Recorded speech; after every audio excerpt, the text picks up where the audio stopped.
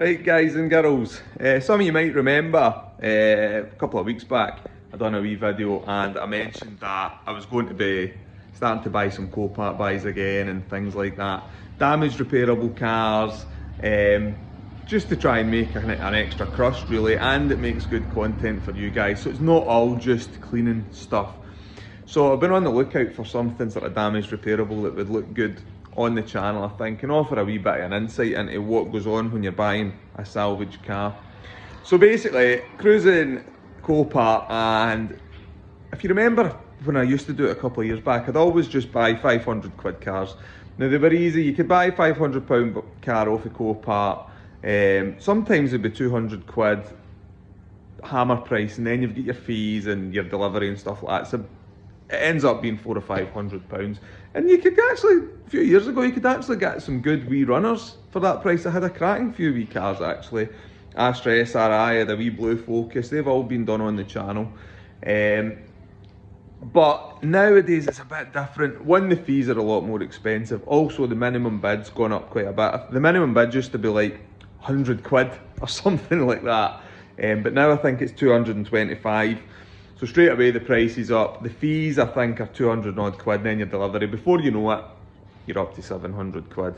And that's before you've actually mended it or cleaned it or anything like that. So if you're just buying cheap stuff, the best place to buy cheap stuff actually is just on Facebook Marketplace really.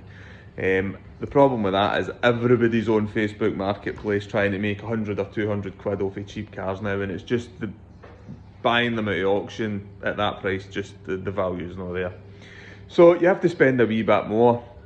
Now, this is probably what I've bought now is the newest car I've ever actually bought to make money on.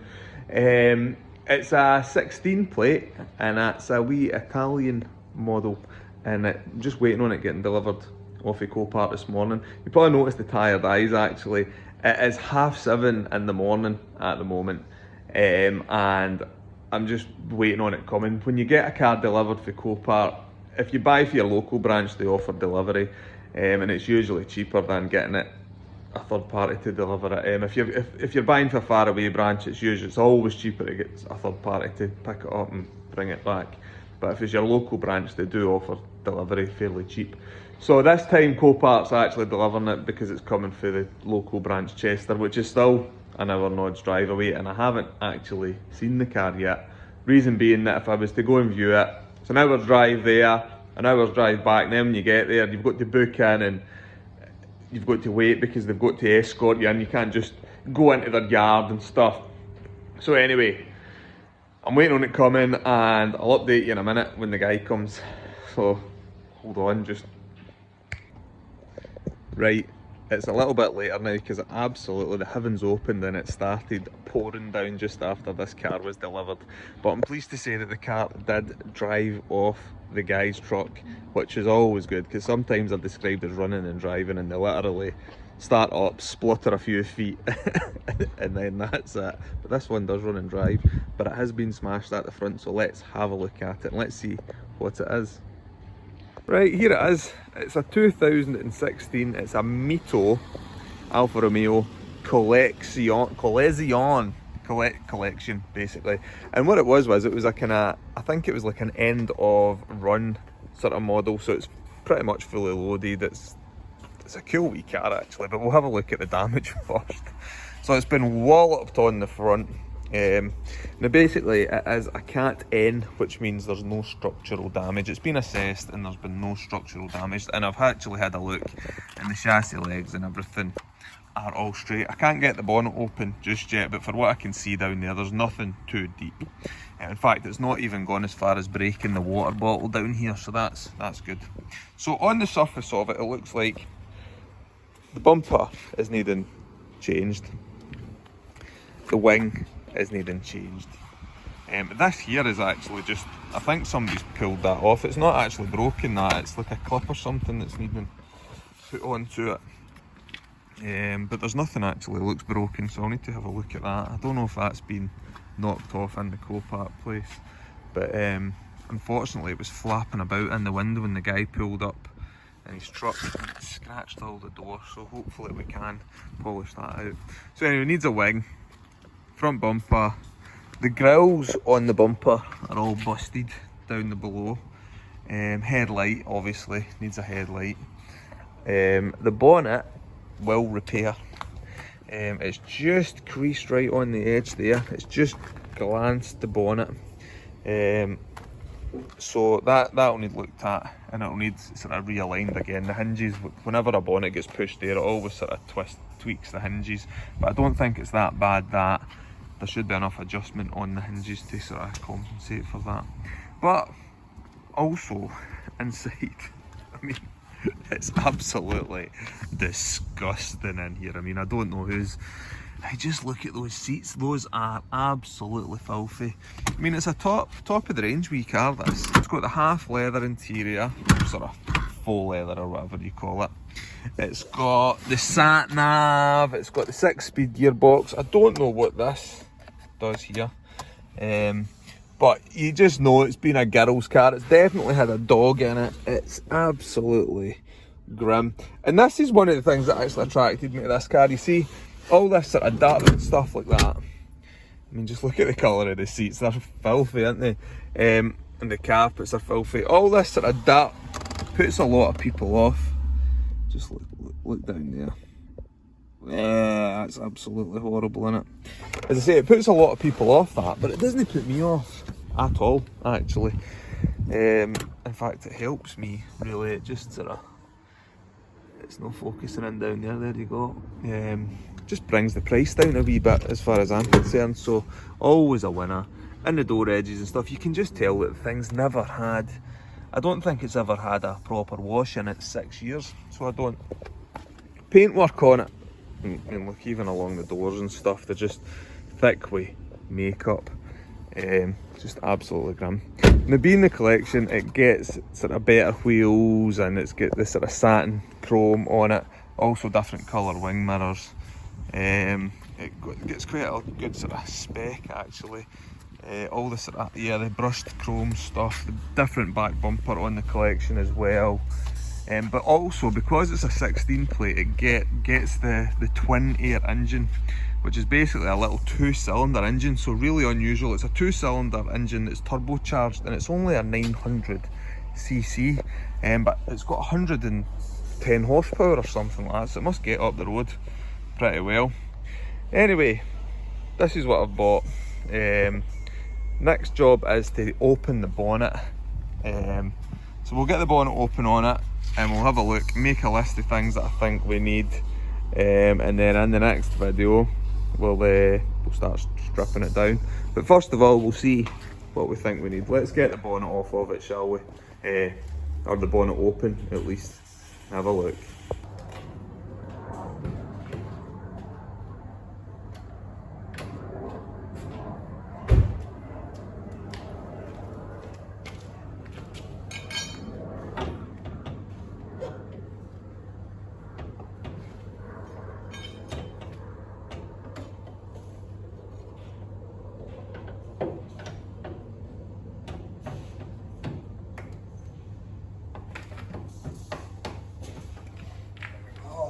There we go.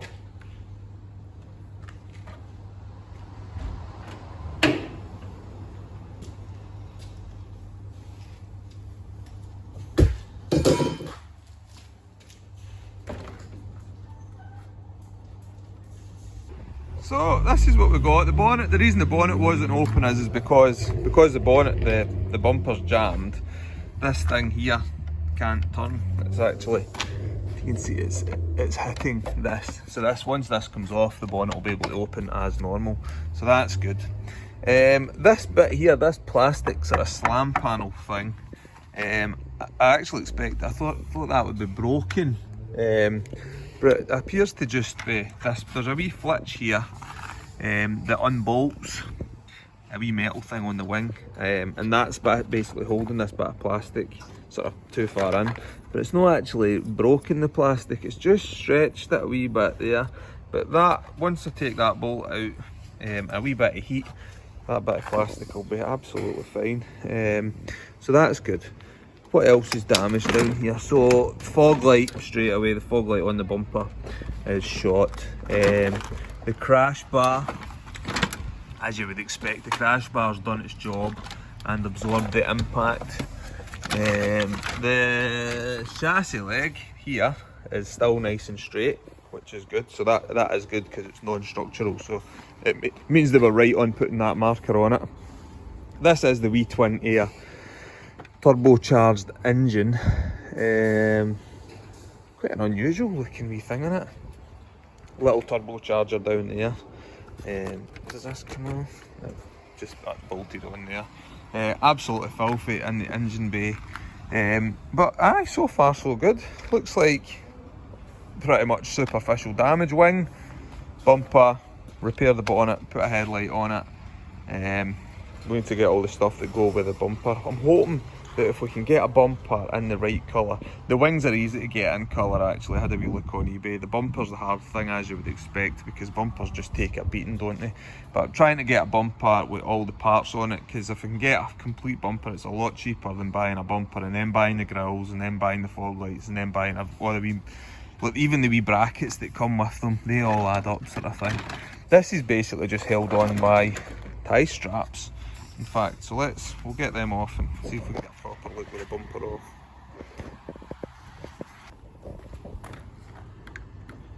Snippity doo dah, snippity day, my oh my, what a wonderful day. Come on, oh yeah, we go. There oh, this full thing, it looks like, is the full thing going to come off? Oh, look at that. 3 tie straps and it's off. Oi! We're jamming. Oh, the plugs for the fog lights are off as well. I hope they haven't ripped out on it. They've just pulled out, luckily. Sometimes when these bumpers fall off, they rip the wires, but we're okay. Yeah, so, what have we got then? Basically, this headlight hanging down here, or what's left of the headlight actually. In fact, we'll take that off. So it's not dangling about there, just annoying everybody. Let's see if we can. There we go, easy peasy. Look at that, get in there, get into that bin. But I bet that halogen unit's actually worth a few quid, that big fancy bulb. I better, before I throw it in the bin, I better make sure that's not worth any money.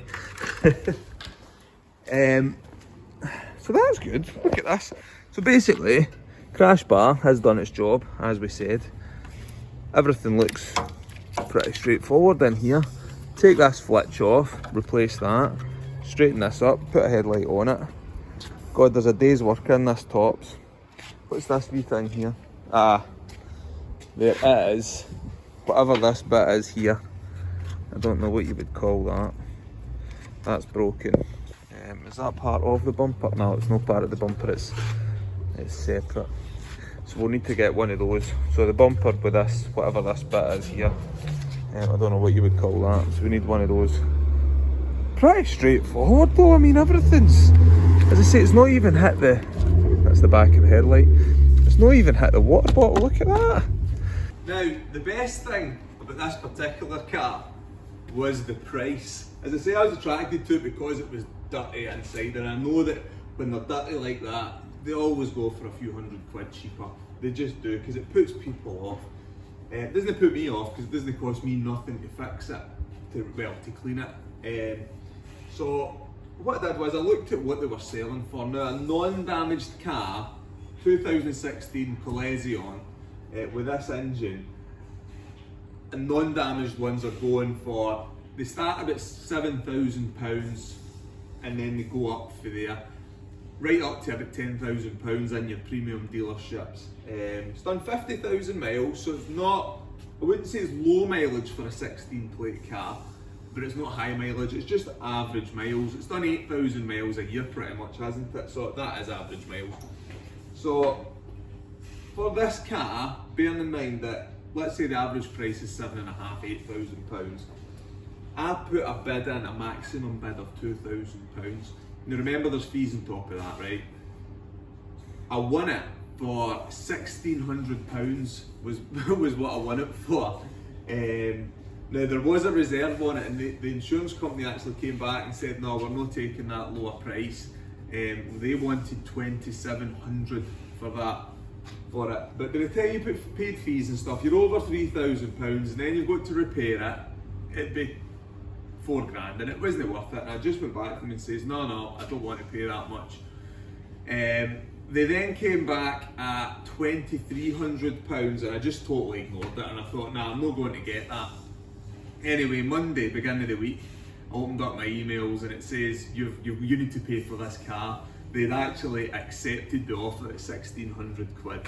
So that was an absolute steal. So with £1,600 plus fees, it worked out, including delivery as well, it worked out this car cost me just a smidgen over £2,100 for a car that starts and drives and needs minimal work done to it. I think for a 16 plate car, that's basically a quarter of the price, isn't it?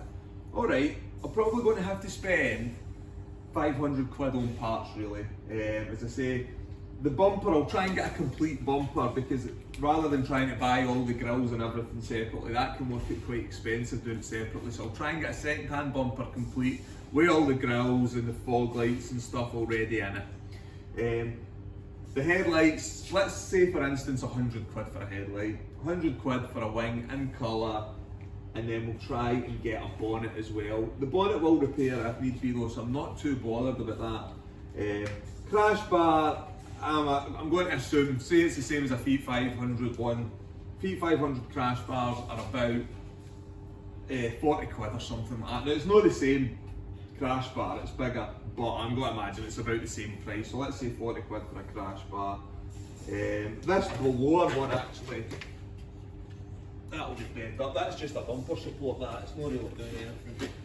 There you go, that's fixed. The big one will need replaced though. We'll also need to replace this bit here, this plastic bit. That is part of the bumper, I think, this bit here. So hopefully we can get a bumper with that on it. If not, I'm not going to imagine. It's going to be overly expensive. So let's just say 500 or 600 quid's worth of parts. So I reckon if I can have that fixed, let's say my budget's £3,000, okay? I think for £3,000, mended and on the road for a 16 plate car with 50,000 miles and a fantastic spec and the best engine choice at the moment, I think that's a pretty good deal. What do you guys think? Do you think I've done all right there, or do you think I was stupid and it's an Alfa Romeo and I'm just in for a world of pain? What do you guys and girls think? Let me know in the comments below. Once again, thanks very much for watching. If you've not subscribed, please subscribe. If you've not liked it, please smash that like button because it helps me massively. And then in the next video, we'll strip everything down and make sure there's no actual hidden damage, because sometimes with these cars, you can get a bit of hidden damage. So we'll strip everything down, check for that, see if we can get some parts to put on it. And in the video after that, we'll need to clean it, and that'll be a cleaning video of that, because it is absolutely grim in there. Anyway, guys and girls, tune in the next time and we'll start stripping it down properly. Thanks for watching, bye!